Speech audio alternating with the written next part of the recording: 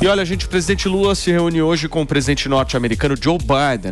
A nossa repórter Luciana Verdolin traz os detalhes dessa agenda. Quem é que está acompanhando o Lula nessa viagem e os principais compromissos, né, Lu? Bom dia.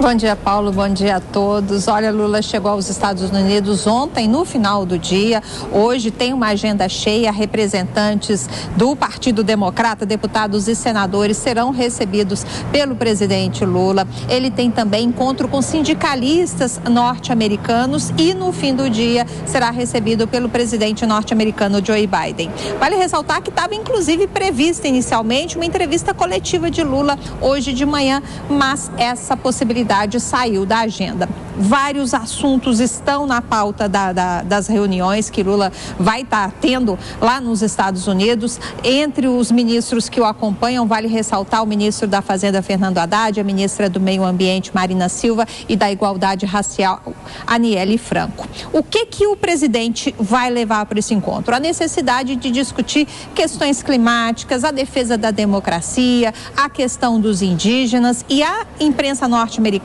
traz, inclusive, a informação de que os Estados Unidos também vão fazer doações para o chamado Fundo Amazônia. Recentemente, a gente viu a Alemanha anunciando cerca de R$1 bilhão para ações de preservação da floresta amazônica. O Fundo Amazônia estava suspenso por conta de desentendimentos dos países doadores e do governo anterior, e a expectativa a partir de agora é de que essas ações, essas doações sejam retomadas, ações que deverão ser implementadas lá na região, inclusive de desenvolvimento sustentável. A Alemanha, ela anunciou, inclusive, recursos que poderão ser repassados para os estados da chamada Amazônia Legal. A expectativa é saber exatamente o que os Estados Unidos estão planejando para essa questão dentro dessa discussão. O Brasil também, é uma reivindicação antiga, Paulo, tenta garantir os chamados créditos de carbono. São recursos que deveriam estar sendo repassados pelos países ricos aos países em desenvolvimento, exatamente para garantir essa proteção da floresta. Muitos assuntos em discussão. Lula está aproveitando essa reunião, inclusive essa viagem, para se fortalecer como um interlocutor importante junto aos outros países, porque toda visita aos Estados Unidos gera uma grande repercussão internacional. Então, isso está sendo utilizado com bastante interesse, aí, com bastante força pelo governo brasileiro. Ele só retorna amanhã aqui a Brasília. Muito bem. O Lu, e os Estados Unidos, eles devem anunciar a entrada no Fundo Amazônia também, né? Sim, os recursos, a gente precisa saber agora qual vai ser o tamanho desse investimento, dessa doação, e como é que vai ser feita essa disponibilização de recursos. A Amazônia é uma região que precisa desses investimentos. O Fundo Amazônia tem algo em torno de R$2 bilhões que estão mais ou menos que bloqueados. A expectativa é de que esse desbloqueio aconteça a partir de agora. E o Brasil está querendo ser palco, né? Ser destino de recursos não só de Estados Unidos, Alemanha, Noruega, mas também de outros países ricos, exatamente para ajudar nessa questão da proteção da floresta. Até por conta disso, a ministra Marina Silva está na comitiva de Lula. Vão discutir também a questão das aldeias Yanomamis, né? Que estão passando por sérios problemas sanitários, de doenças, a questão do garimpo ilegal lá na Amazônia. Então, tudo isso vai entrar nessa questão da discussão com os Estados Unidos, sem deixar de lado, no entanto, a questão comercial, porque Brasil e Estados Unidos são grandes parceiros comerciais. Isso também, essa questão do comércio, a possibilidade até de ampliar essa relação bilateral, vai entrar na discussão de logo mais à tarde. Muito bem, Lu. Obrigado pelas suas informações. A Luciana Verdolin, direto de Brasília, atualizando o quadro aí dessa viagem de Lula aos Estados Unidos. Nós temos aqui o nosso Pedro Menegon, certo, Fê? Certo. Já que nós estamos falando aí da viagem de Lula para os Estados Unidos, Pedro, qual que é o impacto disso economicamente na tua visão? Como é que a Bolsa está vendo essa aproximação com os Estados Unidos? Afinal de contas, além de política, tem muita grana envolvida nessa conversa, né? Com certeza.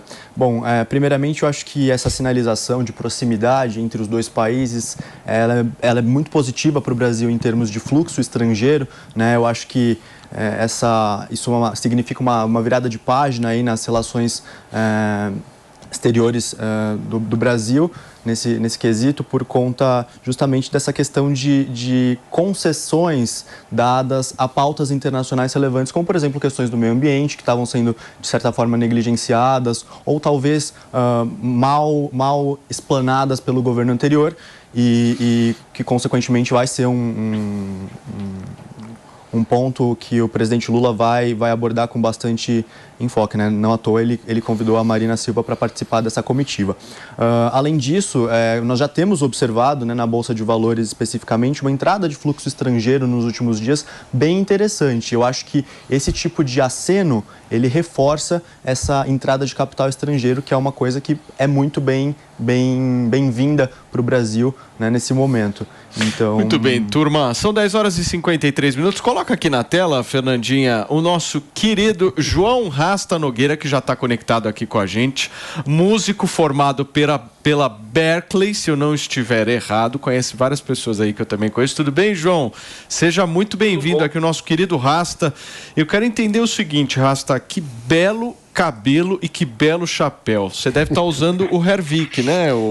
Ele usa Hervik desde 2021, na verdade. Tudo bem, Rasta? Seja bem-vindo. Tudo ótimo, muito obrigado pelo convite. Não, imagina. Ô, Rasta, me dá um pouco da tua avaliação aí política desse atual cenário que a gente está vivendo. Lula indo viajar aí para os Estados Unidos, esse encontro com o Joe Biden. O que você está achando? Cara, eu acho que é mais uma vez o Brasil fazendo o que o Lula disse que ia fazer, que o Brasil está voltando ao palco internacional. O que é que isso quer dizer? Quer dizer que o Brasil vai vir e vai pagar a vassalagem, a nova ordem mundial, que ele sempre foi esperado dele fazer com os governos tucanos e com os governos petistas. Como teve essa interrupção aí com esse momento, tanto do populismo do Trump como o populismo do Bolsonaro, aí o Lula está vindo pagar a vassalagem dele para o Partido Democrata, né? Agora, se ele vai conseguir ser realmente um fantoche dessa agenda para sempre, é complicado, porque ele também tem as lealdades dele para a China e para a Rússia, né? Então, mas o Lula sempre teve aquele nível de cara de pau enorme, de conseguir, jogar com múltiplos lados ao mesmo tempo. Então, eu não desconfio que o talento dele seja suficiente para isso, não. Ô, Rasta, mas você acha ruim essa viagem do ponto de vista político, econômico? Eu entendo desse ponto de vista ideológico que você traz da agenda, né? Mas e na parte prática? Na parte prática, eu só tenho um receio: soberania nacional, né? A gente tá chamando um monte de gringo para meter o bedelho na Amazônia. Eu vou agora acreditar, eu que fui de esquerda há tanto tempo, né? Que tinha toda uma desconfiança em relação aos Estados Unidos e as benfeitorias de países europeus e tudo mais. Agora eu vou ter que acreditar que esse pessoal tá interessado na Amazônia. É isso. Eu não nasci ontem, né, porra? E aí, mano? Eu tô surpreso, eu conheço você do tempo do Acadêmicos do Milton Friedman, que Friedman era um defensor da economia aberta. São conterrâneos, né? Ele era um defensor da economia aberta. Ele apostava que... Rapidinho. É que existe uma aposta liberal de que se você abre a economia, eventualmente a política se abre, né? Isso foi verdade lá no Chile, mais ou menos assim. Agora vê a China, o quanto que abriu a economia e o quanto que o poder do Estado só cresceu. Então, assim, o fato de eu fazer comédia com o nome do Milton Friedman, que é um cara muito simpático, não sei o que, não quer dizer que eu endosso todas as ideias dele, né? Não, sim, com certeza, mas tem um ponto que, para além da questão da abertura política, que eu concordo, essa tese do Friedman pode ser discutida, mas tem o fato de que a abertura comercial gera prosperidade aos povos, né? A gente, com a globalização, vive um momento de crescimento econômico, graças a cada país se especializa no que faz de melhor, o aumento do comércio internacional gera riqueza para todas as partes envolvidas, então tem uma questão de que a vida real do brasileiro comum melhora se o Brasil tiver mais integrado à economia mundial, né? Calma, mas a Amazônia de pé, ela vale mais do que a Amazônia desmatada. Isso a gente sabe. Com certeza. Só que hoje a gente tem um problema na Amazônia que muitas partes estão sendo fiscalizadas por ONGs internacionais. Então, pera lá, a gente também tem que desconfiar. Às vezes é. Porque a partir do momento que você tem uma ONG que se instaura para fazer a fiscalização disso, o próprio Exército Brasileiro não pode entrar. Mas qual o sentido? E não entra... Isso não existe. Existe. Não, o existe. território, o Exército Brasileiro... Existe isso. Tem, enfim, hoje existe isso lá. Não. E quando a gente vê Europa e Estados Unidos com essa intenção tão forte de querer colocar tanto dinheiro ali, é porque por trás disso tem um interesse. E a gente já sabe, que existe desmatamento ilegal por parte de muitas empresas que são da Europa, por parte de muitas empresas que são americanas, né? Principalmente indústria farmacêutica, madeira. Isso acontece lá hoje. Então, para mim, o Lula ele está mais abrindo as pernas do que preservando a Amazônia. E a gente já tem acesso a dados de que os governos Lula e Dilma desmataram muito mais do que os governos anteriores. Tem uma questão aí de construção da política pública, né, que a gente não pode descontextualizar, ou seja, ir diminuindo o desmatamento e depois ele voltar a aumentar, é importante olhar o fluxo e não apenas o resultado total. Mas um ponto que eu queria destacar é que o mundo hoje tem uma demanda muito forte pela questão ambiental, pelo crédito de carbono. Isso é um potencial econômico gigantesco do Brasil. E não apenas com os Estados Unidos, mas com o mundo todo. O fato é, a poluição, as externalidades negativas geram custos na vida das pessoas. E o mundo está cada vez mais consciente do fato de que esses custos precisam ser internalizados na economia. Então, gerar sequestro de carbono, como se chama, gerar benefícios para o meio ambiente, é um ativo econômico. E o Brasil tem potencial de liderar, independentemente... Essa discussão só vale para países em desenvolvimento, porque os países desenvolvidos não seguem essa regra. O que eu estou falando é o seguinte, é que justamente porque eles não são capazes de gerar essa regra, e porque há um aumento da consciência mundial, da importância do crédito de carbono, a gente precisa liderar essa pauta e ganhar dinheiro com isso. Exato. O que eles vão fazer, Rasta? Eles vão botar na nossa bunda. Eu quero ver a França. Eu quero ver a França desenvolver a agricultura dela com as legislações que a gente faz, com o tipo de proteção que a gente já faz, tá entendendo? Eu quero ver os Estados Unidos fazer a mesma coisa. Eu quero ver a Alemanha mesmo. A nossa agricultura é competitiva, a queimar carvão. A nossa agricultura é competitiva pra caralho. Isso é um milagre nosso, entendeu? Então, é um ativo que a gente tem que valorizar. Eu quero ver esses caras fazendo a mesma coisa, esses caras vêm dar pito em como é que a gente tem que gerir a nossa Amazônia. É um ativo que a gente tem que valorizar. É dinheiro.